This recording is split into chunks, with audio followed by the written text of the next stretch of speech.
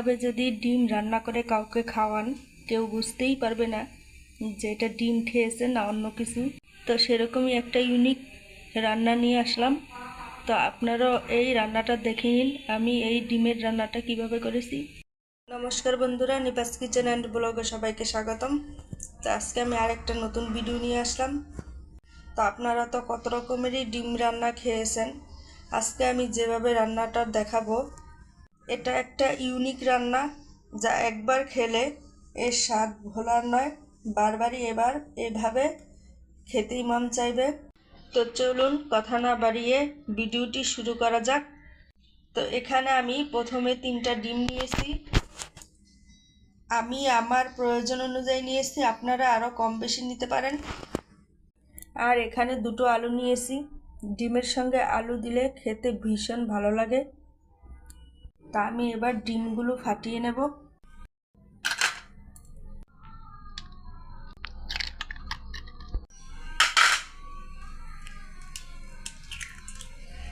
তো এবার আমি ডিমটাকে গুলে নেব।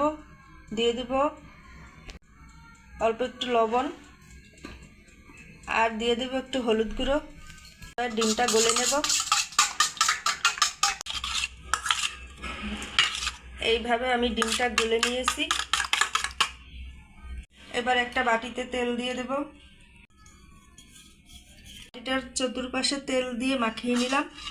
এবার গলে রাখা ডিমটা দিয়ে দেব। তো একটা কড়াইতে জল দিয়ে দিলাম, জলটা গরম হয়ে গেছে। এবার একটা স্ট্যান্ড দিয়ে দেব। এর উপরে আমি ডিমের গোলা বাটিটা দিয়ে দেব। জলটা কম হয়ে গেছে, আমি আর একটু জল দিয়ে দেব। এইবার একটা ঢাকনা দিয়ে ঢেকে দেব।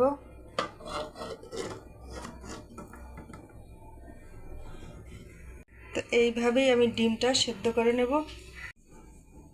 এইবার আলুটা কেটে নেব। এইভাবে কেটে নেব।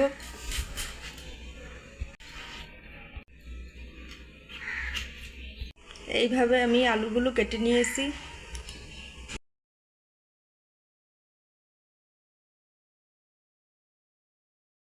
এই যে দেখুন, ডিমটা কত সুন্দরভাবে ফুলে গেছে এবং সেদ্ধ হচ্ছে।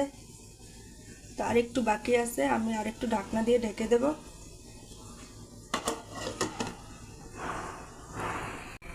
তো এই যে দেখুন বন্ধুরা, ডিমটা পুরোপুরি সেদ্ধ হয়ে গেছে। এবার আমি নামিয়ে নেব। এই যে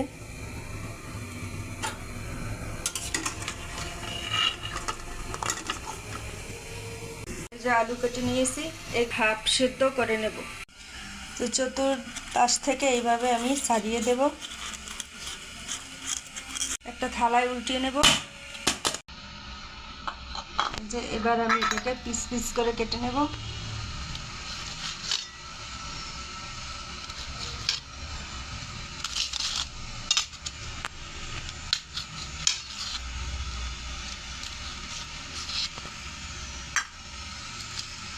এই দেখুন, একদম পনিরের মতো দেখাচ্ছে।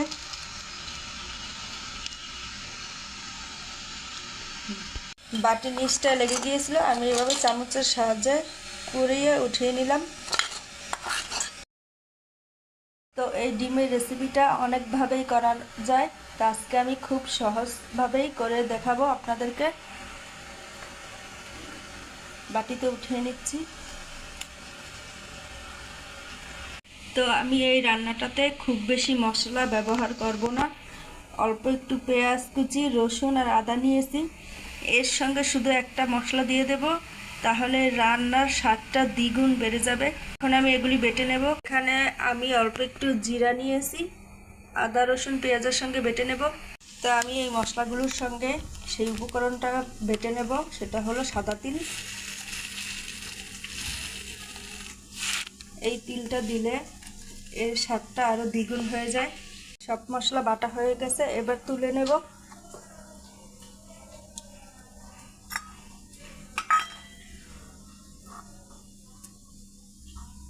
তো একটা কড়াই বসে দিয়েছি, তেল দিয়ে দেব।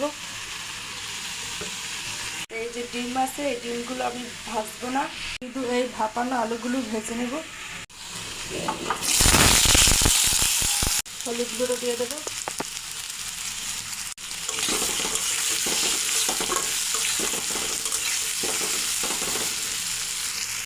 আলুগুলো এভাবে লাল লাল করে ভেজে নিয়েছি, এবার তুলে নেব। এবার আরেকটু তেল দিয়ে দেব,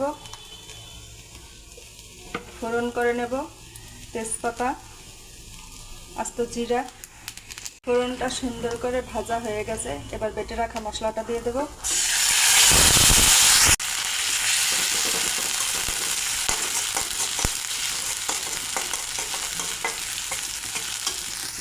এখানে 1 চামচ মরিচ গুঁড়ো, 1/2 চামচ হলুদ গুঁড়ো, 1/2 চামচ ধনিয়া গুঁড়ো নিয়েছি। এবার জল দিয়ে গুলে নেব। এই মশলাটা আমি ভালো করে একটু কষিয়ে নেব।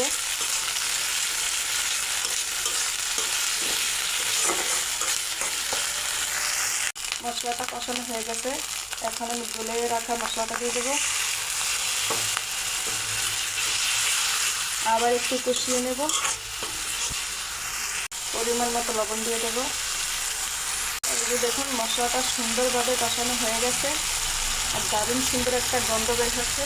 এবার ভেজে রাখা আলু দিয়ে মশলার সঙ্গে কষিয়ে দেবো।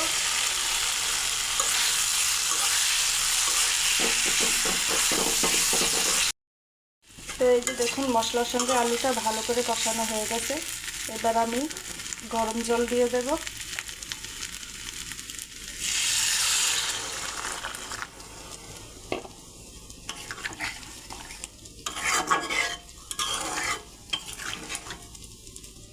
তো এই যে দেখুন ঝোলটা কত সুন্দর ফুটে গেছে, এবার আমি ভাপানো ডিমগুলো দিয়ে দেব।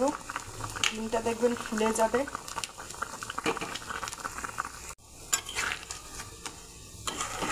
তো বন্ধুরা, এই ডিমের এই রেসিপিটা শুধু ভাত দিয়েই নয়, পরোটা বলুন, রুটি বলুন, লুচি বলুন, যাই দিয়েই বলুন, খেতে কিন্তু খুব দারুণ লাগে।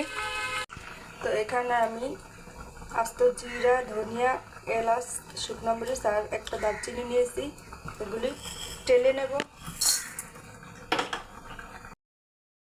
এই যে এগুলি আমি একটু ভেজে নিয়েছি, এবার গুঁড়ো করে নেব। এদিকে দেখুন বন্ধুরা ডিমগুলো কতটা ফুলে গেছে। এইবার গুঁড়ো করে নেওয়া মশলাটা দিয়ে দেবো।